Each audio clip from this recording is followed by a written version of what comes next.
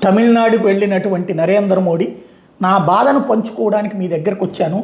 మహిళలకి రిజర్వేషన్లు ఇవ్వడం ద్వారా వాళ్ళ కోసం నేను ఒక ప్రయత్నం చేశాను. దాన్ని కాంగ్రెస్ పార్టీ మీ రాష్ట్రానికి సంబంధించినటువంటి ద్రవిడ మున్నేట్ర కజగం డిఎంకే కలిసి చెడగొట్టిని.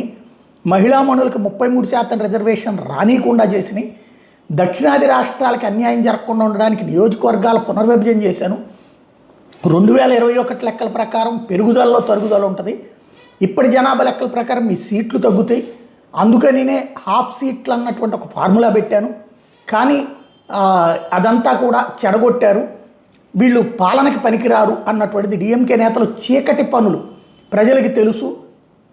వాళ్ళు చేస్తున్న తప్పుడు పనుల కోసమే ఇదంతా చేసుకొస్తున్నారు అంటూ నరేంద్ర మోడీ కోయంబత్తూరు వెళ్ళి మరి తమిళనాడులో మహిళా రిజర్వేషన్ల కోసం పార్లమెంట్లో బిల్లు పెడితే ఎట్లా అన్యాయం చేశారన్నటువంటిది అక్కడ ప్రజలకి చెప్పడం ప్రారంభించారు.